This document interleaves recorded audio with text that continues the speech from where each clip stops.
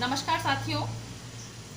पिछले वीडियो में हमने फ्लैंडर के अंतःक्रिया विश्लेषण पर चर्चा की थी। उसी क्रम को आगे बढ़ाते हुए आज ग्लोबे की निरीक्षण प्रणाली, जिसे IDER सिस्टम के नाम से जानते हैं, इस पर चर्चा करेंगे और फ्लैंडर व ग्लोबे की थ्योरी से कुछ महत्वपूर्ण प्रश्नों पर भी विचार करेंगे। आइए शुरू करते हैं ग्लोबे की निरीक्षण प्रणाली या ग्लोबे का IDER सिस्टम। फ्लैंडर की अंतःक्रिया विश्लेषण विधि की सीमाओं को ध्यान में रखकर शिक्षण व्यवहार के मापन हेतु एक नई पद्धति, जिसमें कुछ नवीन वर्गों को सम्मिलित करने के उद्देश्य से शोध कार्य किए गए और कई शोधार्थियों ने अपने अपने संशोधन प्रस्तुत किए। यानी कई शोधार्थियों ने अपने अपने विभिन्न शोधों को प्रस्तुत किया और उनमें संशोधन भी प्रस्तुत किया। इनमें चार्ल्स एम ग्लोबे द्वारा 1969 में किया गया प्रयास सर्वाधिक लोकप्रिय हुआ।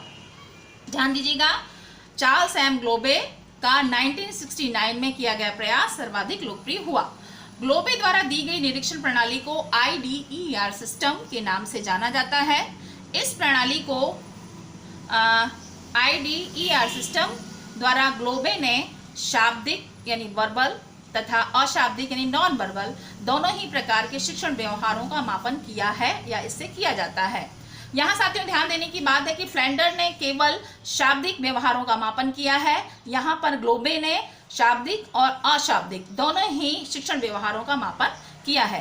ग्लोबे की कक्षा अंतः प्रक्रिया को इस प्रकार समझा जा सकता है कि चार्ल्स एम ग्लोबे ने IDER सिस्टम को इस प्रकार स्पष्ट किया जा सकता है। इस प्रकार स्पष्ट किया है। I का मतलब है अप्रत्यक्ष यानी इनडायरेक्ट, D का मतलब है डायरेक्ट यानी प्रत्यक्ष, E का मतलब है उत्साहजनक प्रोत्साहन या इंकरेजिंग, R का मतलब है रिस्ट्रिक्टिंग यानी प्रतिबंधित करना या हतोत्साहित करना। आइए अब हम समझते हैं कि ग्लोबे की कक्षा अंतः प्रक्रिया को उन्होंने किस प्रकार शाब्दिक और अशाब्दिक दो भागों में विभाजित किया है। कि ग्लोबे की शाब्दिक अंतः प्रक्रिया को उन्होंने दो भागों में बांटा है। शाब्दिक अंतः प्रक्रिया यानी वर्बल इंस्ट्रक्शन और दूसरा है अशाब्दिक अंतः प्रक्रिया यानी नॉन वर्बल इंस्ट्रक्शन। शाब्दिक अंतः प्रक्रिया को भी उन्होंने दो भागों में बांट दिया है। अप्रत्यक्ष शाब्दिक अंतः प्रक्रिया यानी इनडायरेक्ट वर्बल इंस्ट्रक्शन और दूसरा है प्रत्यक्ष शाब्दिक अंतः प्रक्रिया यानी डायरेक्ट वर्बल इंस्ट्रक्शन। और अशाब्दिक अंतः प्रक्रिया को भी इन्होंने दो भागों में बांटा है। उत्साहजनक यानी प्रोत्साहन इनकरेजिंग यानी हतोत्साहन या सीमितांकन करना यानी रिस्ट्रिक्टिंग करना।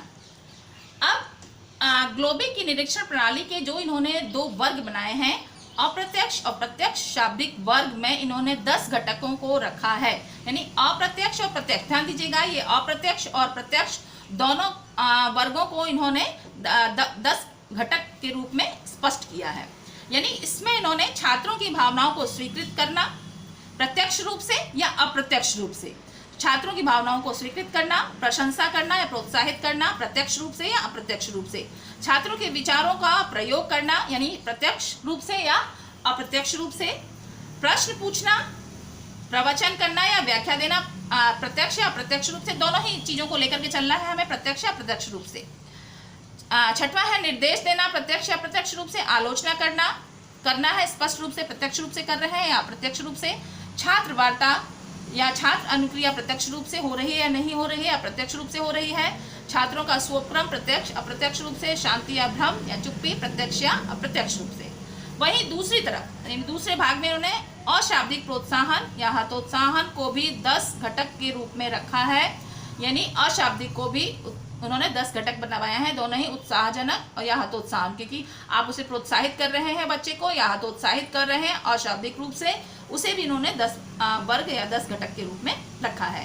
कि उसे स्वीकृति या अस्वीकृत उसके विचारों को अशाब्दिक रूप से आप स्वीकार कर रहे हैं, सहमति या असहमति, क्रियान्वयन या उपेक्षा दिखाकर, व्यक्तिगत या सामान्य रूप से, अनुक्रिया करके या अनुक्रिया न करके, पक्ष विपक्ष या तटस्थ रह करके उसे आप उत्साहित कर रहे हैं, प्रोत्साहित कर रहे हैं या उसे हतोत्साहित कर रहे हैं, अशाब्दिक रूप से उसकी आलोचना कर रहे हैं दृढ़ होकर के या उसके व्यवहार कठोर होकर के उसकी आलोचना कर रहे हैं या उसे प्रोत्साहित कर रहे हैं, उसके विचारों को ग्रहण कर रहे हैं, उस पर ध्यान दे रहे हैं या नहीं दे रहे हैं, सुखद या दुखद या तनावपूर्ण स्थिति है, दुविधा या मौन।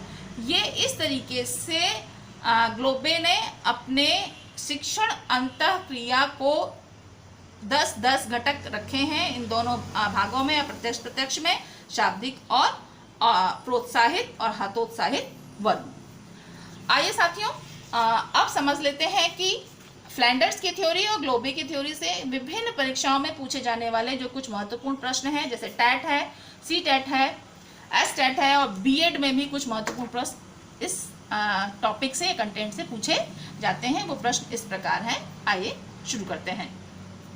पहला प्रश्न है, IDER प्रणाली का विकास कब हुआ? ऑप्शन ये दिए हुए हैं, मैं आंसर बता देती हूँ आपको। 1969 में IDER प्रणाली का विकास हुआ। सेकंड प्रश्न है, IDER सिस्टम प्रणाली का विकास किसने किया? यानी IDER सिस्टम प्रणाली का विकास ग्लोबे ने किया।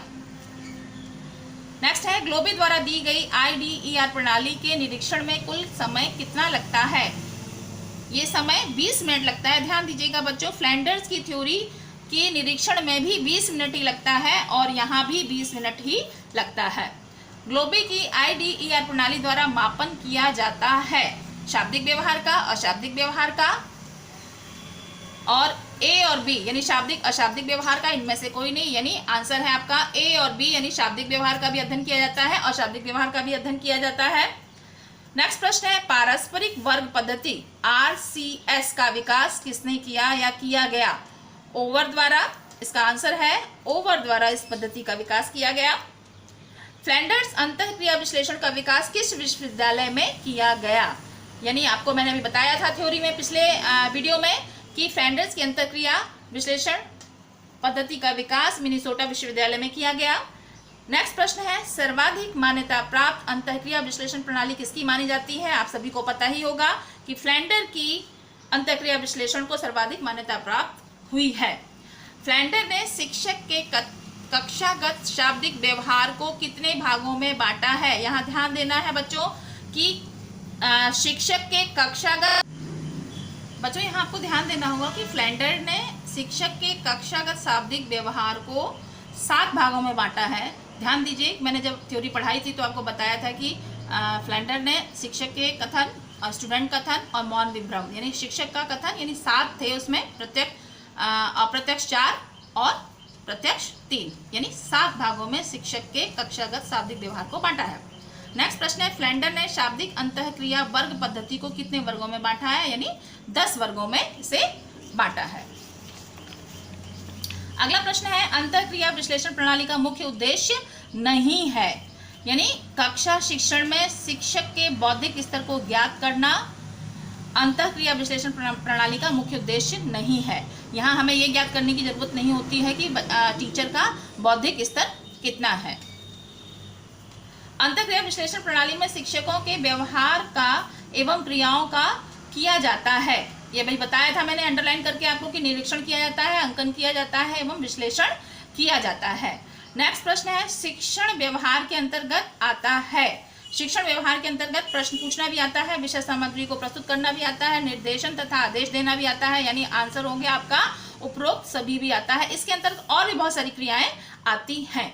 नेक्स्ट प्रश्न है, अप्रत्यक्ष वर्ग एवं प्रत्यक्ष वर्ग की क्रियाओं को फ्लैंडर ने क्रमशः कितनी श्रेणियों में विभाजित किया है? क्रमशः पूछा है, यानी अप्रत्यक्ष में 4 श्रेणी है और प्रत्यक्ष में 3 श्रेणी है, यानी क्रमशः 4 एवं 3 श्रेणियों में फ्लैंडर ने इन्हें विभाजित किया है। नेक्स्ट प्रश्न है, फ्लैंडर की अंतःक्रिया विश्लेषण प्रणाली के निरीक्षण में कुल समय कितना लगता है? 20 मिनट लगता है साथियों, और ग्लोबे की निरीक्षण प्रणाली में भी 20 मिनट ही लगता है। अंतिम प्रश्न है, अंतःक्रिया विश्लेषण प्रणाली में परिमाणात्मक व्याख्या से प्राप्त आंकड़ों को घड़ी के अनुरूप चार्ट में जब अंकित किया जाता है तब इस प्रक्रिया को क्या कहते हैं? मैंने बताया था जब थ्योरी पढ़ाई थी कि इस प्रक्रिया को प्रवाह चार्ट के नाम से जाना जाता है।